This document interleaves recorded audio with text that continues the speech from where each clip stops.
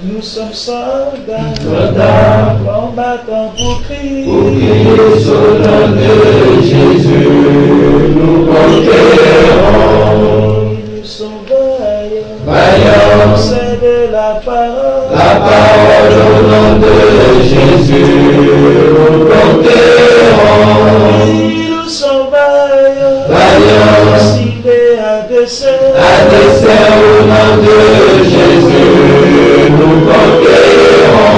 Nous sommes vaillants, Vaillants, cités à dessein au nom de Jésus, nous conquérons.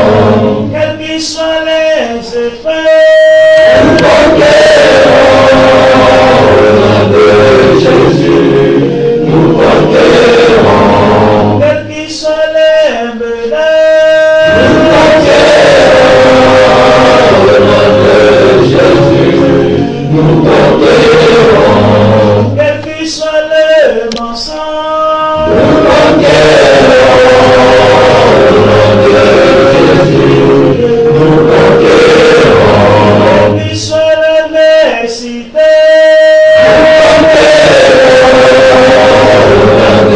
Jésus, nous conquérons.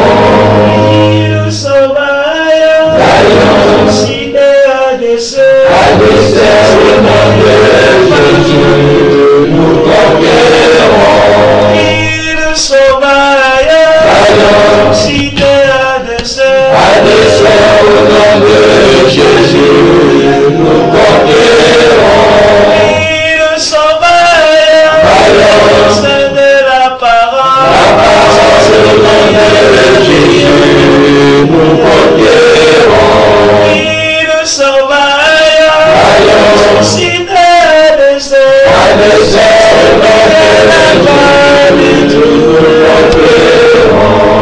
quels qu'ils soient les mensonges,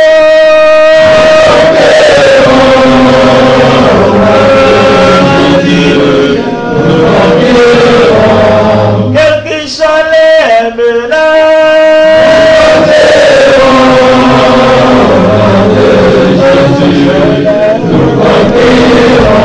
quelle qu'ils soient l'adversité,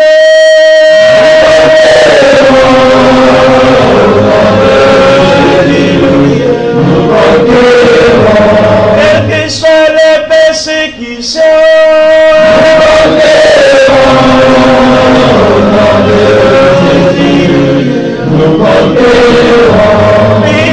nous sommes vaillants, suscités à dessein, au nom de Jésus, nous conquérons. nous sommes vaillants, c'est de la parole Au nom de Jésus, nous conquérons. nous sommes vaillants, suscités à dessein, au nom de Jésus, nous conquérons. nous sommes vaillants, suscités à dessein,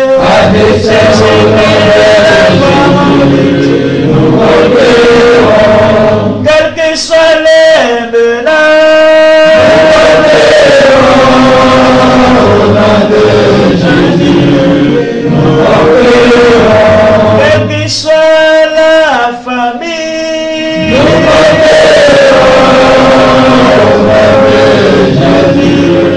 Nous conquérons. quelles que soient les atrocités,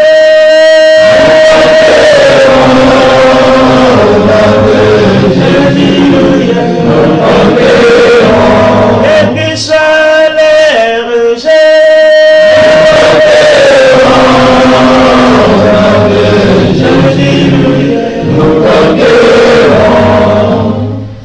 sachons que Jésus-Christ est Dieu, il est le roi, il est bon. Sachons que Jésus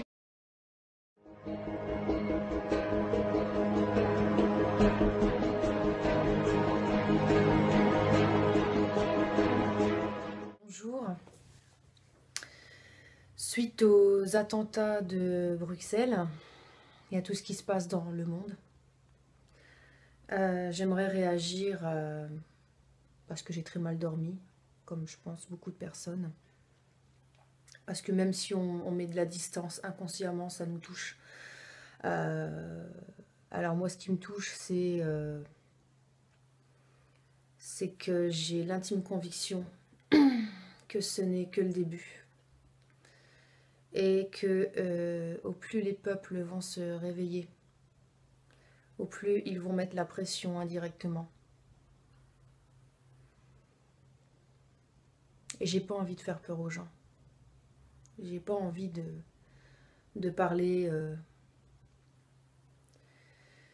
de négatif, de catastrophe, de tout ce que vous voulez. J'ai juste l'intime conviction qu'ils ont des bases bien construites sous terre et que leur agenda, le nouvel ordre mondial, les élites, ceux qui tiennent les rênes, les 1%, ont comme projet de décimer la majeure partie de la population.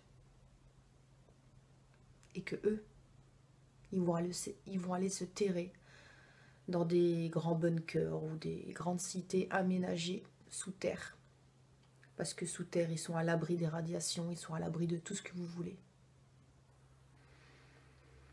Pour que l'air, pour que tout se régénère sur quelques années.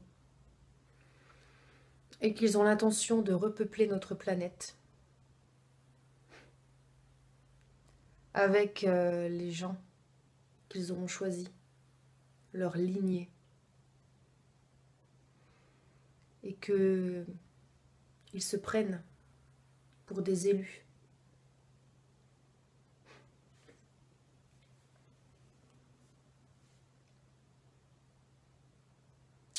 Aujourd'hui, on nous ment beaucoup. Également sur les vaccins, sur tous les métaux lourds, sur l'aluminium qu'on nous injecte, qu'on nous fout dans l'air, qui retombe sur nos légumes. Ils vont s'en prendre à ce qu'il y a de plus puissant. Ils vont s'en prendre à l'alimentation. Ils vont s'en prendre aux animaux. Ils vont les empoisonner indirectement pour nous empoisonner nous. Ce ne sera pas des guerres directes. Ce sera des guerres indirectes, bactériologiques. Ils vont pulvériser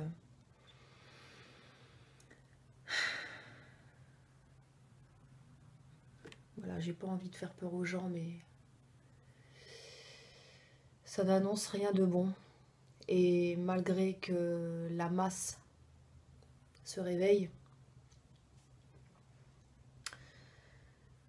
je pense que même si l'amour, parce que je suis quelqu'un de très pacifique, peut aider, ça ne sera pas suffisant. Nous sommes à un point de non-retour. Nous sommes à un moment clé de notre histoire où il y a deux directions qui s'imposent à nous. Soit on continue à accepter, à nous laisser manipuler, à nous laisser dominer, et ils vont réussir à faire ce qu'ils ont envie qu'on devienne, c'est-à-dire des robots. Parce que dans le transhumanisme, on y va, il faut vraiment arrêter tout ça. Des robots, des êtres sans âme, parce qu'il y a des entités dans le monde invisible qui s'en prennent à vous et qui essaient de s'infiltrer pour vivre le plus longtemps possible en se nourrissant des énergies négatives des gens et de la peur, justement.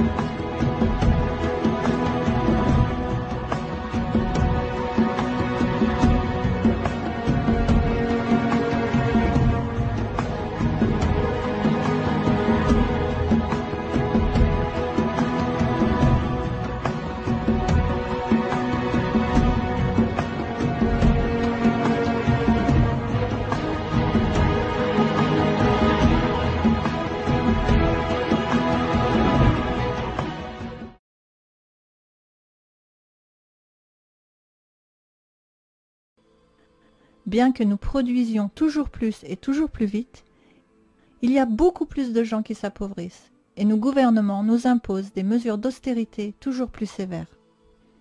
Pourquoi, alors que nous pouvons produire en abondance, on nous demande d'endurer plus d'austérité? La réponse est très simple. Elle s'appelle redistribution. Nous avons un système qui est incapable de distribuer l'abondance qu'il peut créer. Nous sommes de plus en plus productifs et moins de gens sont nécessaires. Ce serait une bonne chose si les chômeurs n'étaient pas exclus de la consommation de la production. Si vous ne travaillez pas, vous vous voyez refuser l'accès à l'abondance que la technologie peut offrir. Pour aggraver les choses, la classe moyenne, ceux qui ont encore un emploi, disparaît progressivement et s'appauvrit également, car la concurrence pour les emplois restants entraîne les salaires à la baisse. La baisse du pouvoir d'achat n'est pas bonne pour les affaires non plus. Beaucoup d'entreprises qui ne peuvent plus vendre suffisamment doivent fermer. Cela augmente le chômage. Nous sommes entraînés dans une spirale vers le bas et on nous demande de subir de plus en plus d'austérité. Un petit pourcentage de gens semble pourtant s'en sortir très bien. Ceux qui possèdent la technologie et les moyens de production. Les détenteurs de capitaux font beaucoup d'argent et récoltent la plupart des bénéfices dus à l'augmentation de la productivité. Les profits des entreprises s'envolent alors que les salaires sont en baisse. La technologie est en train de créer plus de pauvres et un élargissement du fossé entre riches et pauvres. Une minorité de super riches finit par posséder la plus grande partie de la richesse. Comme pour le jeu de Monopoly. À la fin, le gagnant a ruiné tous les autres joueurs.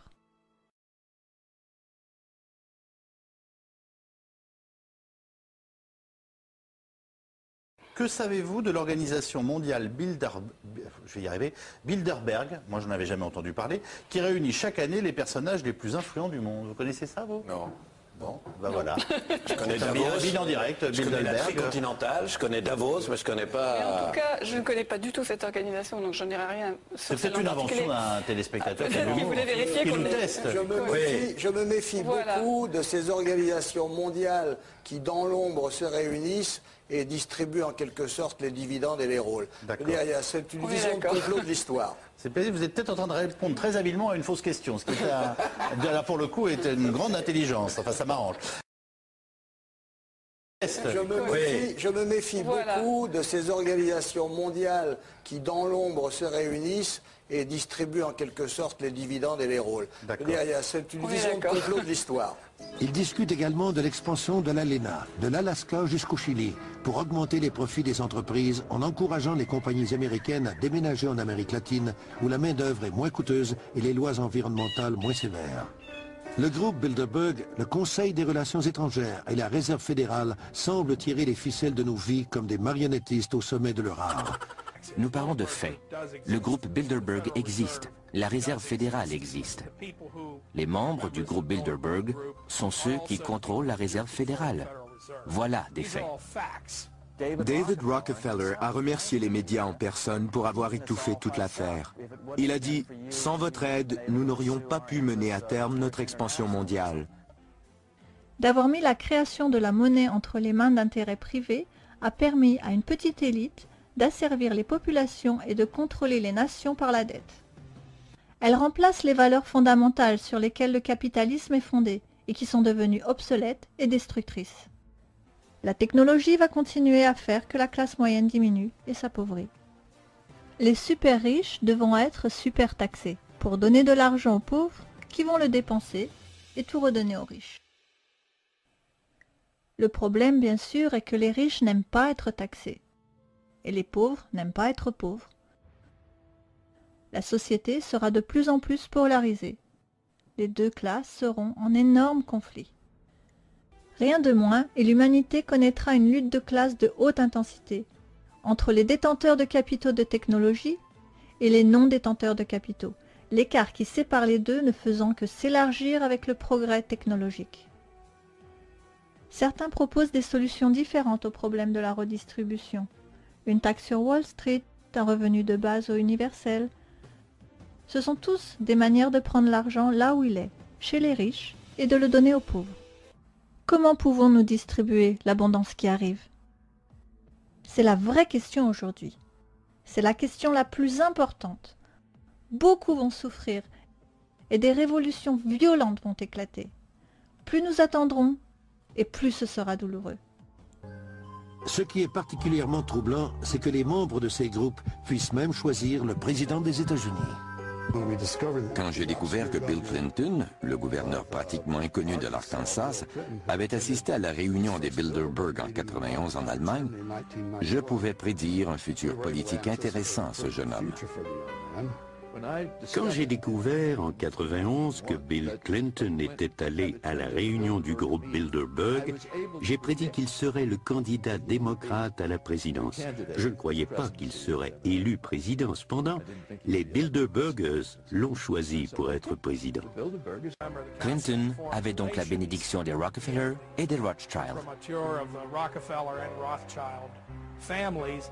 Comme tous les enfants américains, j'ai grandi avec le sentiment que le président des États-Unis était l'homme le plus puissant du monde. Ce n'est pas ça du tout. Même Bill Clinton a admis qu'il n'était qu'un président virtuel dans un de ses discours en 1998.